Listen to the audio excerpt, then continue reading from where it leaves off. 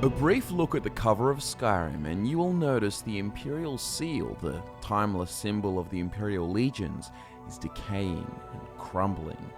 This is a purposeful design choice by Bethesda to reflect the state of the Empire in the game. The Septim Dynasty has ended, provinces all about have seceded from the Empire, the White Gold Concordat signed and Talos worship banned after a great war that devastated the continent, leaving only the lands of Cyrodiil, High Rock and, at the current moment, half of Skyrim under Empire control. Hell, now they even have a Stormcloak rebellion to deal with.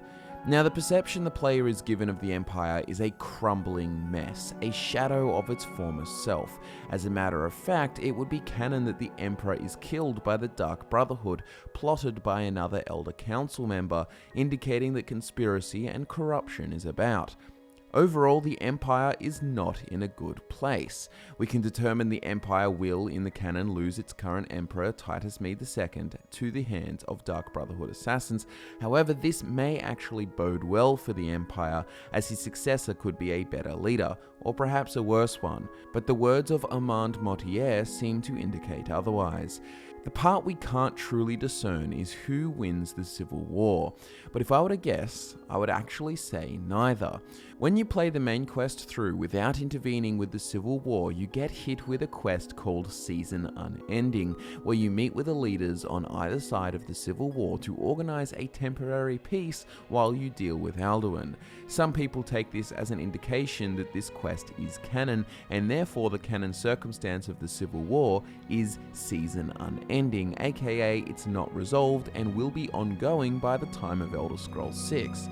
Let's all face it too, it makes for a far more interesting political landscape when you're in High Rock or Hammerfell in Elder Scrolls 6 and you hear rumours of the war and perhaps even see emissaries from the Stormcloaks trying to convince Redguard or Breton lords to assist them in their struggle.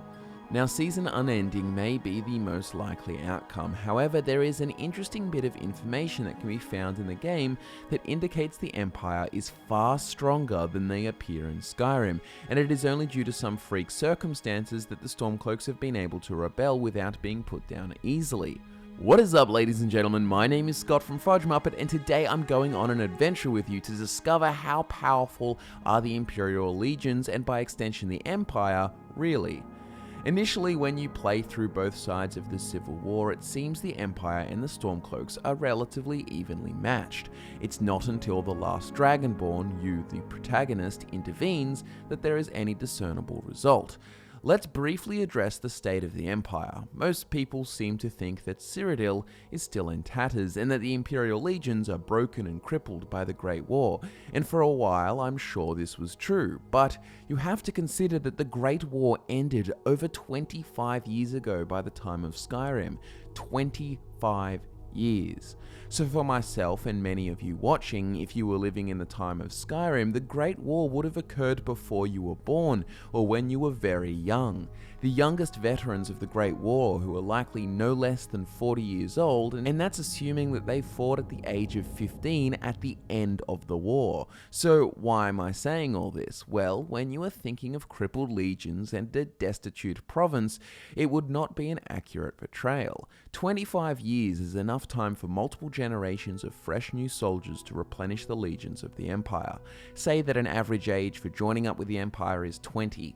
All of the teens and young adults could start filling the ranks in 5 years. Then all of the kids who were 10 could start filling the ranks by the year 185, and that's still 15 years before Skyrim. I think you guys get the point. There would be a whole generation of soldiers who joined up with the Empire being born after the Great War, and it's not like replenishing the ranks of the Imperial Legions wouldn't be a top priority for the Empire.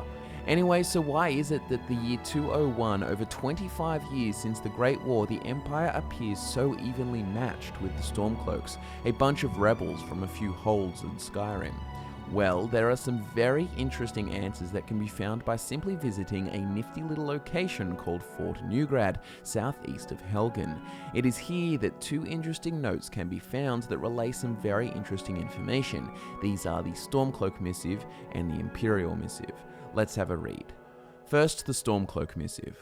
Lord Ulfric, Though we drove the Emperor's dogs from Fort Neugrad, they still nip at our heels. The chaos in Helgen is bad enough, but now I have word of a new Imperial force assembling in the south, ready to advance on our position. As Pale Pass is clear, send reinforcements or all our gains will be for naught.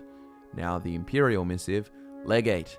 As ordered, I have assumed command of Fort Neugrad. Morale is low, and the ongoing chaos in Helgen has left our supply lines dangerously vulnerable. Pale Pass is all but closed due to avalanches in the mountains. We need more support, or our garrison will not withstand another attack. Now, obviously, these two describe different scenarios that would depend upon your actions in the game, but the information found in both paints an accurate picture about the world state. The Pale Pass that is referenced, for those who are unaware, is a path that connects north of Bruma to the southern section of Falkreath Hold, nearby Fort Neugrad. A cobbled road winds its way through the pass and many small frozen lakes culminate in the lowest parts of the valley. It's the main thoroughfare between Cyrodiil and Skyrim, important for trade and movement of soldiers. But according to the Imperial missive, the Pale Pass is closed and blocked by the avalanches that have occurred. And according to the Stormcloak missive, there are reports of an Imperial force amassing to the south, beyond the Pale Pass in Cyrodiil, and they are actively working on clearing the pass. So to me, this would indicate that there could potentially be a whole other legion on the other side of the Pale Pass. The Empire presence in Skyrim has somewhat been disadvantaged, as they haven't had their usual replenishment of ranks coming from their homeland in Cyrodiil, instead having to rely on local recruits. So in other words, the Stormcloaks are incredibly lucky that the Empire has been cut off at the Pale Pass. The avalanches are likely caused by natural occurrences, but perhaps it was a dragon, or perhaps there was even some elven intervention at the hands of the Thalmor, but that could get a little tinfoil hat, so let me expand further. Another thing that could indicate the Imperial Legion's strength across the provinces is the way their rival and true enemy, the Thalmor, is handling the situation.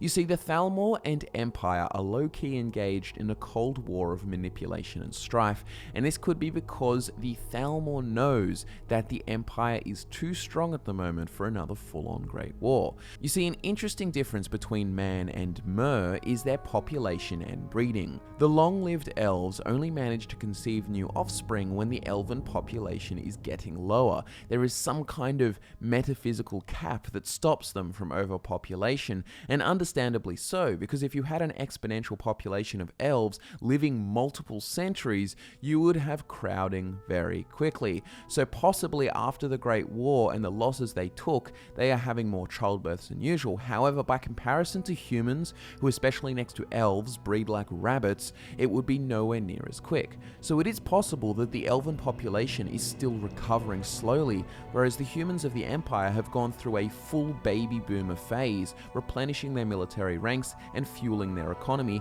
creating a predicament for the Thalmor where they cannot engage in full-on war, hence why they have relied on divide and conquer-like tactics. From the Thalmor embassy, we can find multiple dossiers, and the most interesting is the one concerning Ulfric Stormcloak. Let's have a read. Status: Asset uncooperative, dormant, emissary level approval. Description: Jarl of Windhelm, leader of Stormcloak Rebellion, Imperial Legion veteran. Background: Ulfric first came to our attention during the First War against the Empire, when he was taken as prisoner of war during the campaign for the White Gold Tower. Under interrogation, we learned of his potential value, son of the Jarl of Windhelm, and he was assigned as an asset to the interrogator, who is now First Emissary Elenwen.